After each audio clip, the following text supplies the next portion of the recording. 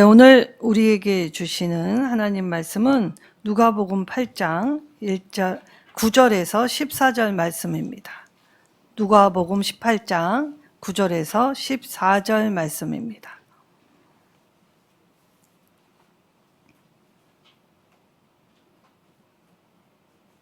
제가 하나님 말씀 받들어 봉독하도록 하겠습니다. 또 자기를 의롭다고 믿는 다른 사람을 멸시하는 자들에게 이 비유로 말씀하시되, 두 사람이 기도하러 성전에 올라가니 하나는 바리새인이요 하나는 세리라. 바리새인은 서서 따로 기도하여 이르되, 하나님이여, 나는 다른 사람들 곧 토색, 불의, 가늠하는 자들과 같지 아니하고 이 세리와도 같지 아니함을 감사하나이다. 나는 일해에 2번씩 금식하고 또 소득의 11조를 드리나이다 하고, 세리는 멀리 서서 감히 눈을 들어 하늘을 쳐다보지도 못하고 다만 가슴을 치며 이르되, 하나님이여 불쌍히 여기소서, 나는 죄인이로소이다 하였느니라. 내가 너희에게 이르노니 이에 저 바리새인이 아니고 이 사람이 의롭다 하심을 받고 그의 집으로 내려갔느니라. 무릇 자기를 높이는 자는 낮아지고 자기를 낮추는 자는 높아지리라 하시니라. 아멘. 주님 앞에 어떻게 나아갈까? 사실 우리는 주님 앞에 나아갈 수 없는 존재들입니다. 거룩하신 하나님이 강림하셔서 우리를 살펴보실 때 은혜 받고 주님과 교제할 수 있는 존재이지요. 자, 우리가 유치부, 특별히 영아부, 유치부, 유치부, 유년부, 소년부, 중고등부, 그리고 청년대학부, 그리고 장년부, 노년부. 교회는 이 전 세대를 아우르는 공동체이지요. 이때 우리가 하나님께 나아갈 수 있는 유일한 일, 기도입니다. 그래서 기도는 하나님의 일이 아닌 사람에게 주어진 일이지요. 자, 어렸을 때부터 하나님께 어떻게 기도하나 라고 가르칠 때 특별히 유치부 교사들이 즐겨 쓰는 것이 기도선 쫙 하면 이렇게 쫙 펼칩니다. 자, 우리 장년부 그리고 노년부 기도선 하면 어떻게? 쫙 하고 피는 겁니다. 자, 한번 해볼까요? 자, 기도선 쫙 하면 이제 가르쳐 줍니다. 전도사님이나 목사님이.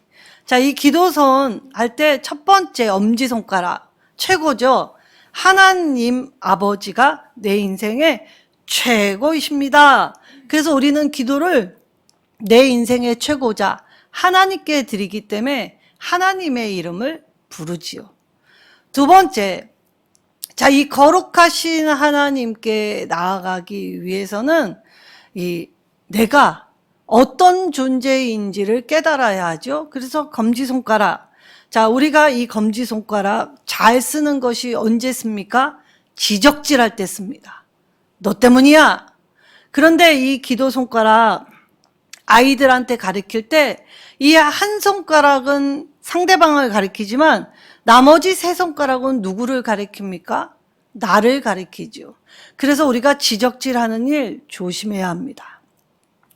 그래서 이 두 번째 손가락, 지적질하는 손가락을 돌이켜서 나한테 할 때 내가 죄인입니다. 하나님, 누군가의 죄를 지적하기 전에 나도 별반 다르지 않았습니다. 내가 죄인입니다. 인정하면서 죄인임을 인정하여 하나님께 용서함을 빌 때 하나님 아버지의 이름을 부르고 내 죄를 고백하는 손가락. 그리고 나서 세 번째 손가락 우뚝 서 있죠. 손가락 중에 제일 우뚝 쓴 것. 죄 용서함을 받으면 자유로워지기 때문에 감사한다라는 걸로, 그래서 죄를 고백한 후에 하나님 아버지의 죄 용서하심에 감사해야 합니다. 그리고 네 번째 손가락, 그럼에도 불구하고 감사하지만 이 땅의 삶은 질고와 아픔이지요. 그래서 하나님께 내 질고와 아픔을 강구한다. 하나님께 내 문제를 아랜다. 라고 이 기도선 5가지 중에 네 번째 손가락을 설명해 줍니다. 그리고 마지막에 새끼손가락, 꼭꼭 약속해요. 라고 하지요. 예수님의 이름을 부르면서 이 우리의 기도가 하나님 가슴에 도장같이 새겨질 때 꼭꼭 약속하면 하나님의 응답이 이루어지지요. 그래서 우리의 기도는 이 기도선 5손가락이 마주칠 때에 꼭 붙들고 간절함으로 가는 것이 기도입니다. 어렵습니까? 하나도 어려운 게 없지요. 그런데 대표 기도를 하라 하면 다들 어렵다고 합니다. 아니, 하나님의 이름 부르고 내가 죄인임을 고백하고 우리 민족의 죄도 고백하고 우리 공동체의 죄도 고백하고 그리고 용서함 받은 자유함, 진리의 자유함 안에서 영과 진리로 예배하는 감사의 고백과 그리고 우리의 상황, 그럼에도 불구하고 연약한 우리의 이 상황을 하나님께 아뢰고 난 후에 예수님의 이름으로 기도합니다. 아멘. 자, 이렇게 간절함을 가지고 기도하면 됩니다. 여기에 성구나 미사오구 그리고 말의 잘함이 필요 있습니까? 없습니까? 하나도 없지요. 기도 안에는 정직함과 진실함을 가지고 기도하면 됩니다. 이거 못하는 사람 아무도 없습니다. 그런데 왜 대표 기도만 하면 어렵다고 할까요? 자, 우리가 왜 기도를 시키면 어려운지를 오늘 예수님의 이 비유, 바리새인과 세리의 비유를 통해서 우리의 기도가 어떤 방향과 태도로 나아갈 것인지, 그리고 우리의 기도가 어떻게 고쳐져야 할 것인지를 한번 점검해 보겠습니다. 자, 여기에 예수님의 비유에는 딱 2사람만 나오지요. 근데 이 2사람이 굉장히 대조되는 사람입니다. 극과 극인 사람. 그래서 하나는 익명의 바리새인이라고 얘기하죠. 이 바리새인의 이름이 나와 있지 않습니다. 자, 바리새인 누구입니까? 바리새인은 자기가 경건하다. 그리고 탁월한 종교 지도자였습니다. 파리세이오스라는 말은 헬라어로 분리된 자라는 뜻이죠. 거룩을 도모하기 위하여 남들보다 특별한 노력을 가진 자가 바리새인이었습니다. 그래서 이 바리새인 누구보다 말씀을 열심히 공부하고 그리고 이 공부한 걸 많은 사람에게 가르쳐 주었지요. 그래서 당대에 탁월한 종교 지도자들이 되었습니다. 거기에 율법에 도통하였지요. 그러하였기 때문에 율법에 도통하였으니까 당대에 명망이 높은 학자들이었습니다. 그러니 일반 평민들이 볼 때에 감히 우러러볼 수도 없는 수준에 오른 사람. 그래서 여기에 이 바리새인이 말하면 사람들이 아하, 그렇구나 라고 무릎을 탁 치고 바리새인의 말을 따라서 해보려고 나아갔던 사람들이 바리새인이지요. 반면 세리는 어떠합니까? 자, 우리나라도 일제 시대를 지나왔습니다. 그래서 영화나 이 다큐멘터리를 보게 될 때에 일제 시대에 제일 우리를 어렵게 했던 사람은 일본 사람이 아닙니다. 누구였습니까? 일본 사람에게 붙은 한국인이었지요. 같은 동족이었는데 같은 동족으로서 하지 말아야 할 일, 그래서 일본 편에 서서 같은 동족의 고요를 짰던 사람, 그리하여 이 매국노라는 호칭이 붙었지요. 그래서 한국 사람들은 일본 사람들도 미워하였지만 특별히 일본 사람에게 붙어서 이 이익을 착취하고 동족의 고요를 짰던 매국노에 대해서는 더 가차없었습니다. 그러니 오늘 이 예수님 시대에도 로마의 압제에 있었기 때문에 이 세리는 로마에게 이 월급을 받고 로마의 이익이 될 만한 일을 행했기 때문에 동족이 동족으로서 하지 말아야 할 일, 그래서 로마인보다도 더 미움받는 존재가 세리였습니다. 사실 일로 보면 세리는 월급 받은 만큼 일해야 했기 때문에 자기 일을 하였을 뿐인데 동족의 미움을 샀지요. 자, 세리도 여러 가지가 있지요. 자기 일한 만큼 일한 사람이 있었겠지만 또 여기에는 자기의 일한 만큼 더 뺏어가는 사람들도 있었을 것입니다. 그래서 세리는 이 자신이 나라 일을 하면서 동시에 자신의 재산을 부풀렸기 때문에 토색한 자, 불의한 자라는 별칭이 있었습니다.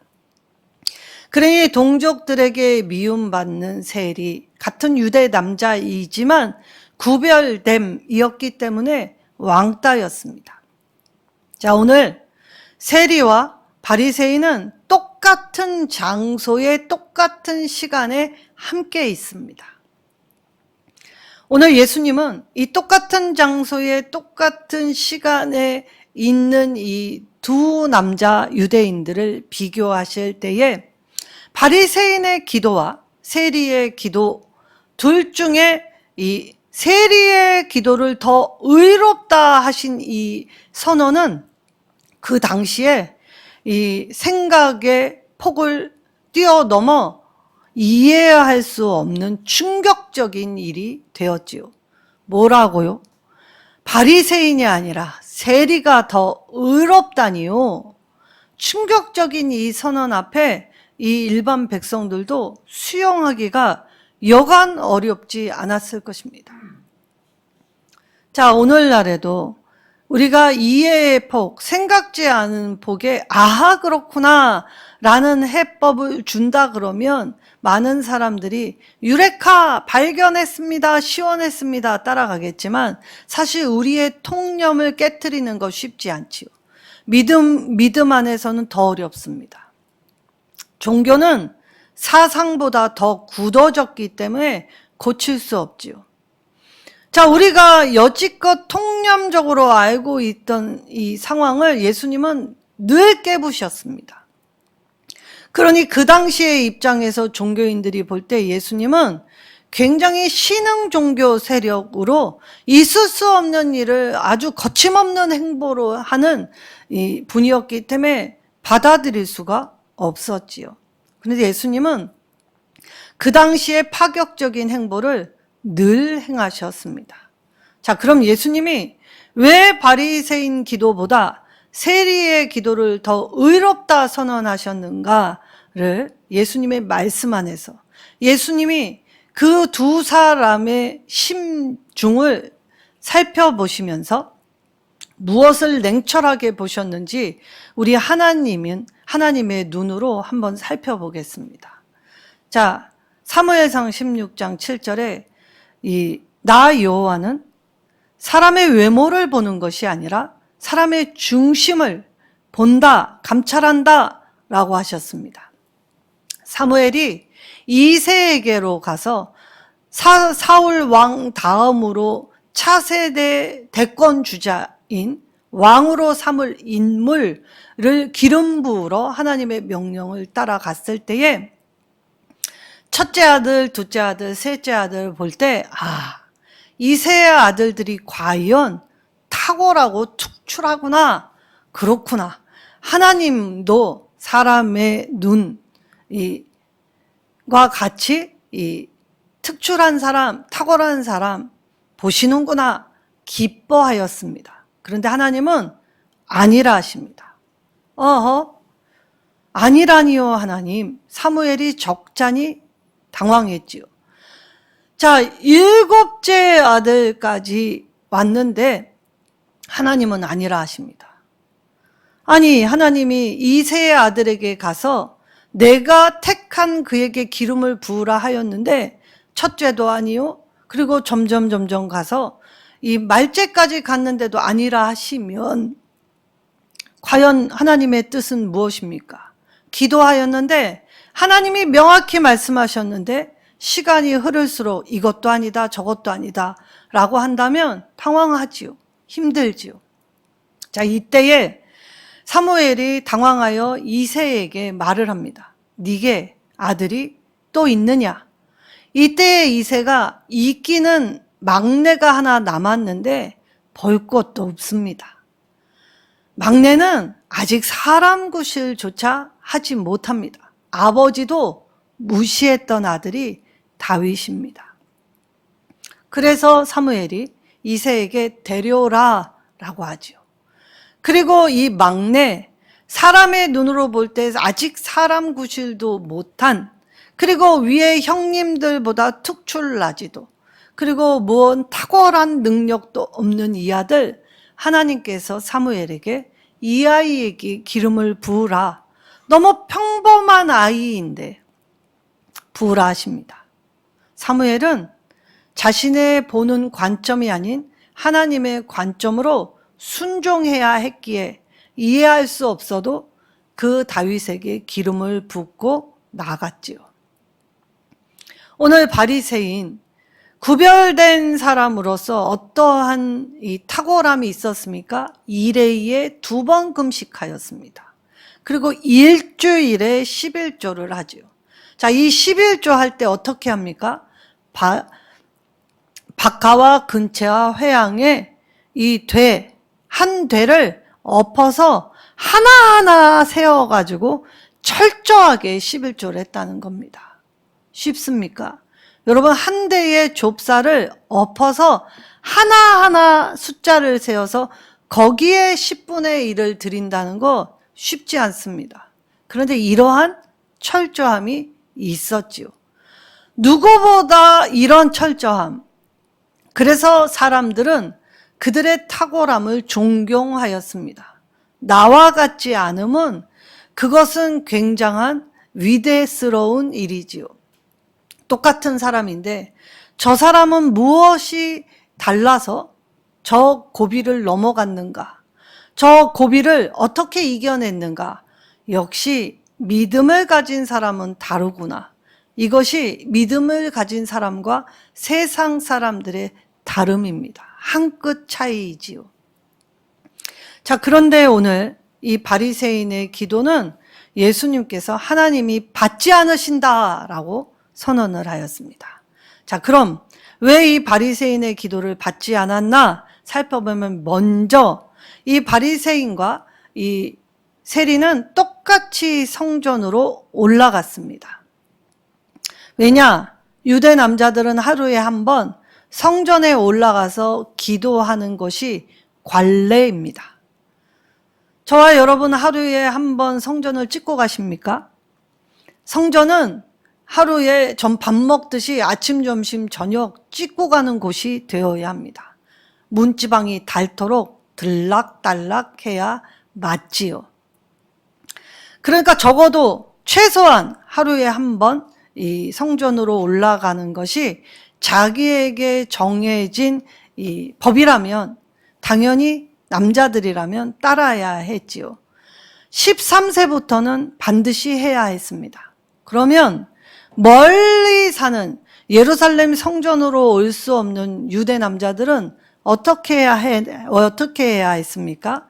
유대 랍비들이 최소한의 할 수 없다면, 정사정이 그렇다면 이 머문 곳에서 우리의 시간으로 9시, 12시, 3시에 시간을 맞춰놓고 예루살렘 성전이 있는 동쪽 창을 열고 그 열고 하나님께 기도하라라고 가르쳤습니다.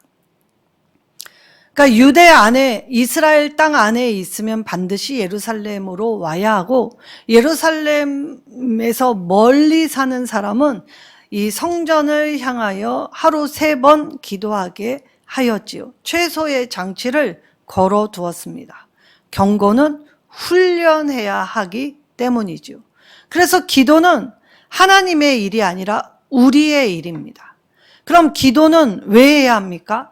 하나님과 관계를 맺을 수 있는 유일한 통로이고, 그리고 그 기도를 통하여서 하나님과 소통하기 때문이지요. 그리고 이 기도로 우리는 하나님께 우리의 상황을 아뢰 수 있습니다. 그래서 기도는 철저히 하나님의 일이 아닌 우리의 일이기에 반드시 해야 하죠. 그래서 기도는 해도 되고 안 해도 되는 것이 아니라 반드시 해야 합니다. 근데 이 유대 남자들이 얼마나 교만했는지, 특별히 유대 랍비들의 기도를 보면 기가 찹니다. 자, 유대 랍비들이 하나님께 감사할 때 3가지를 먼저 감사했습니다. 첫 번째, 자신이 유대인으로 태어나지 않은 것에 감사했습니다. 왜냐? 나는 하나님이 택하신 백성, 선민이었기 때문에 이방인이었다면 택함도 받지 못했고 선민이 되지 못했기 때문에 하나님 택해 주신 은혜에 감사합니다. 내가 이방인으로 태어나지 않은 것 참 감사합니다 라고 기도했다고 합니다.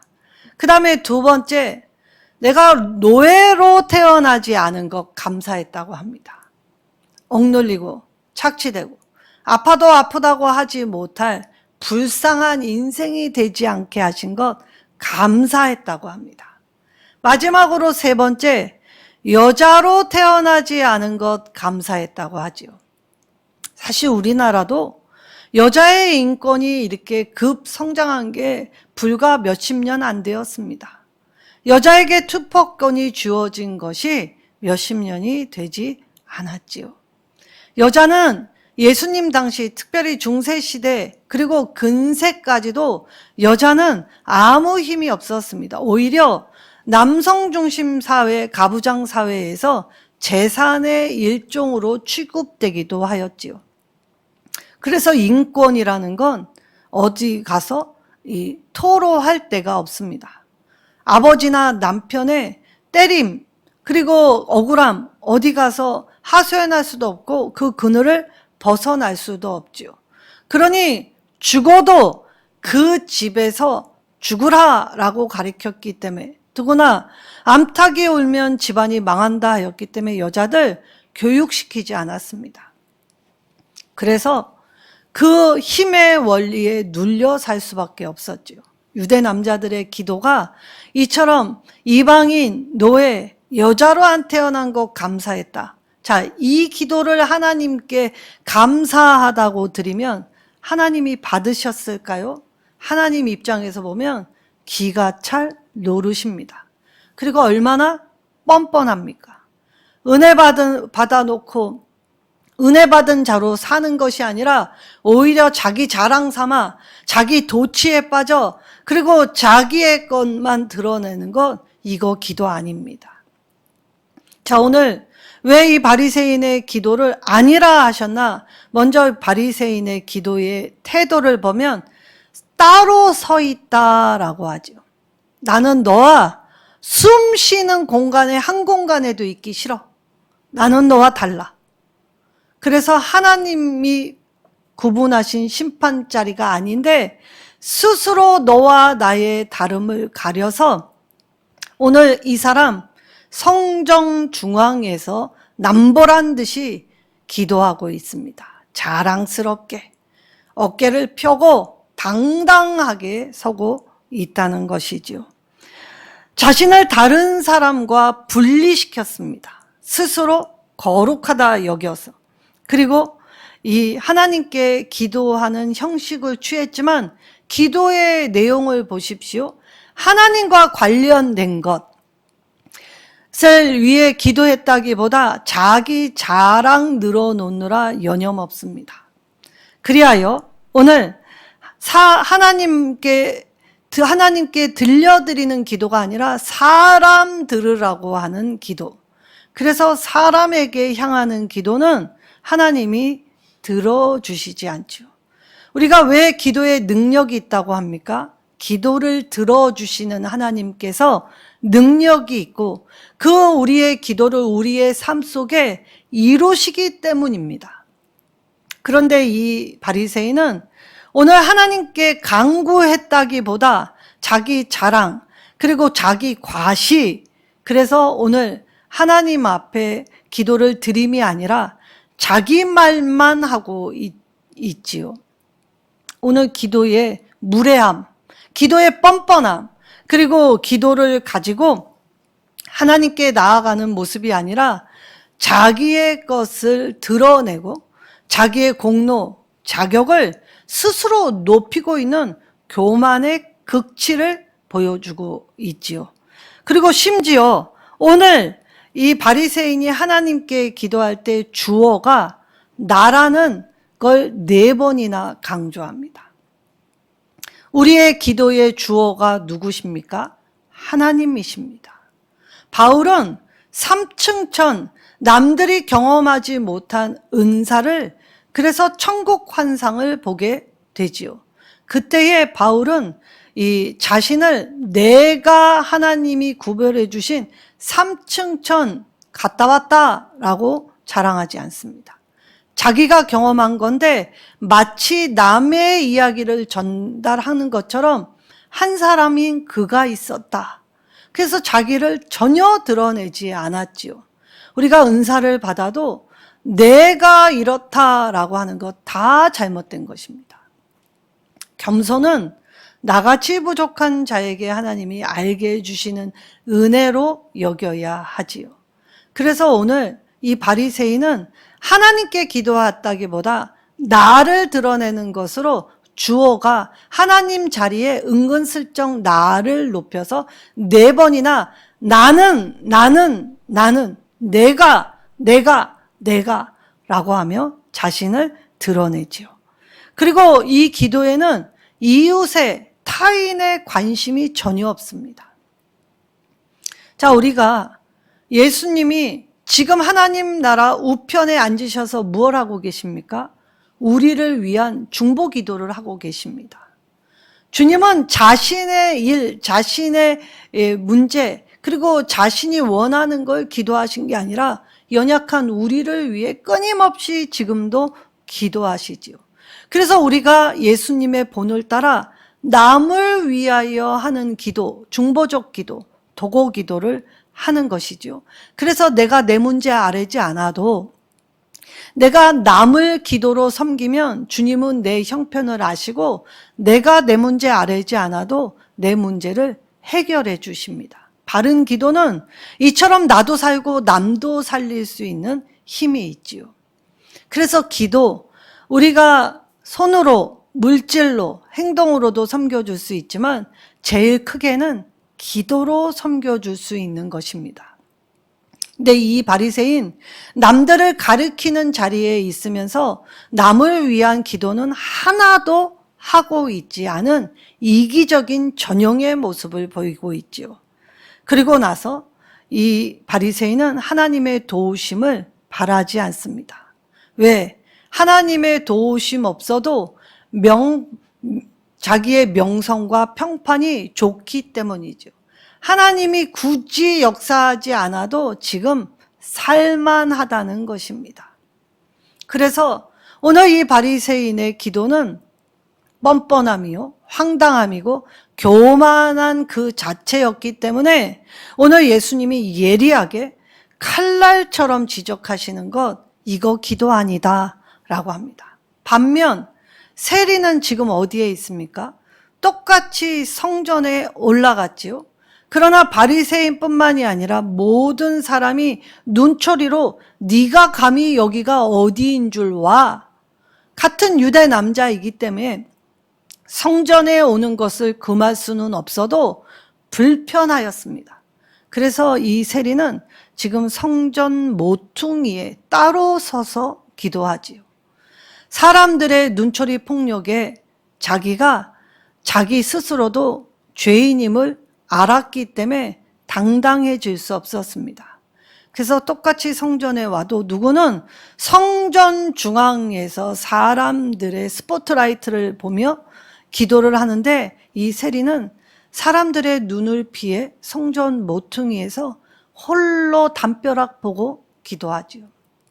이때 스스로도 자기가 이 민족적 죄인, 목구멍이 포독청이라 자기 가족들과 살아야 했기에 이 일을 벌일 수가 없어서 이 일을 감당하지만, 이 세리도 한 아버지, 한 누구인가의 남편이고 누군가의 아버지고 누군가의 자녀입니다.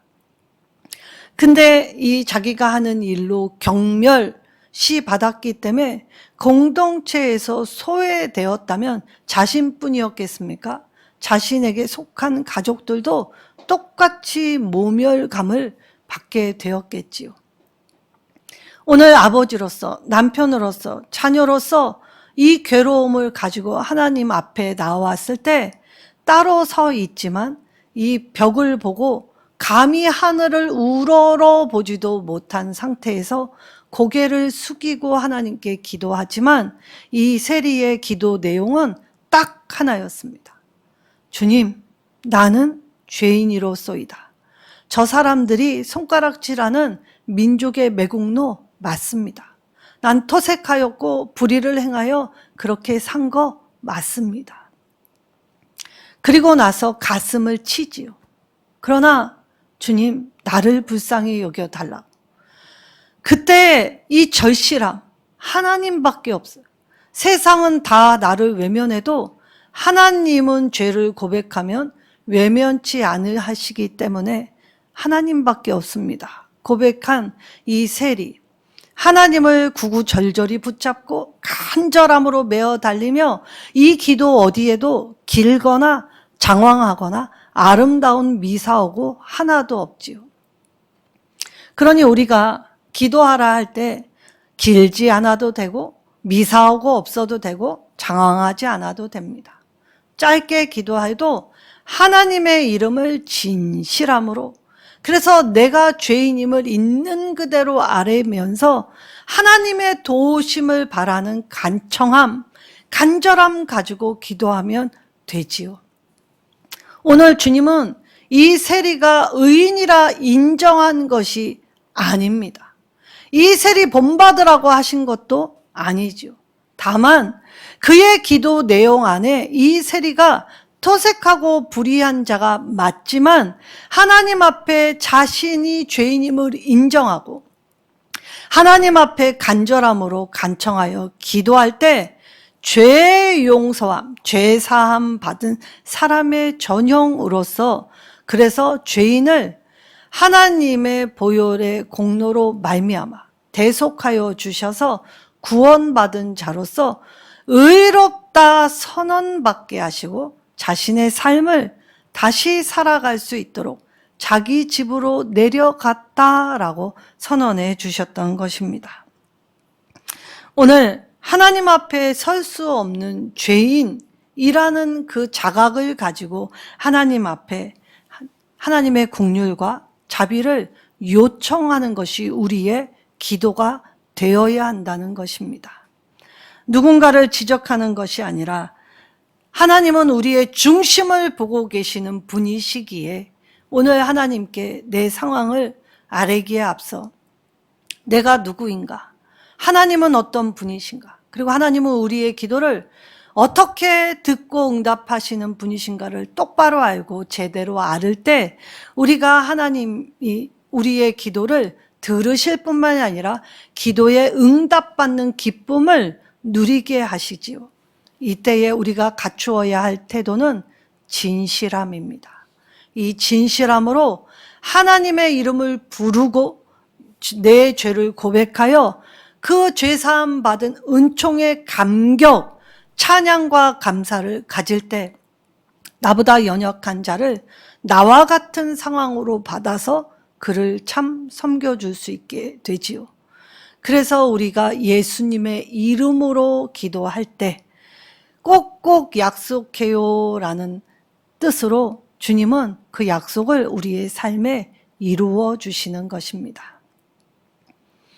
우리가 하나님께 소나 양의 번제로 나아가는 것이 아닙니다. 무죄한 사람의 피를 흘리고 기도하면 하나님은 우리의 기도를 받지 않으십니다. 우리의 기도가 하나님께 연락되기 위해서는 삶의 태도, 말과 행실과 생각과 마음밭을 넓혀야 하지요. 우리가 하나님께 죄를 자복할 때 주님은 다 용서해 주십니다. 그러려면 하나님 말씀을 배워 오늘 바리새인의 태도로 사는 것이 아니라 세리 죄인의 태도로 주님 앞에 무릎 꿇어 겸비함을 갖게 될 때에 하나님은 우리가 주님 앞으로 나아갈 수 있도록 은혜의 보좌 앞으로 담대히 나아갈 수 있도록 십자가의 길을 열어주셨지요. 그러니 기도할 수 있는 것이 얼마나 큰 은혜이고 기쁨입니까? 우리 무시로 수시로 날마다 주님과 소통하여 기도할 때 하나님 마음 내 안에, 하나님 생각 내 생각 안에, 하나님의 시선이 내 시선, 하나님의 손길이 내 손길, 그래서 하나님이 하실 일을 나를 통해 이루어 주시는 영광에 동참할 수 있게 해달라는 간절한 소망을 갖고 진실하게 살게 되시는 저와 여러분 되시기를 예수님의 이름으로 축원합니다.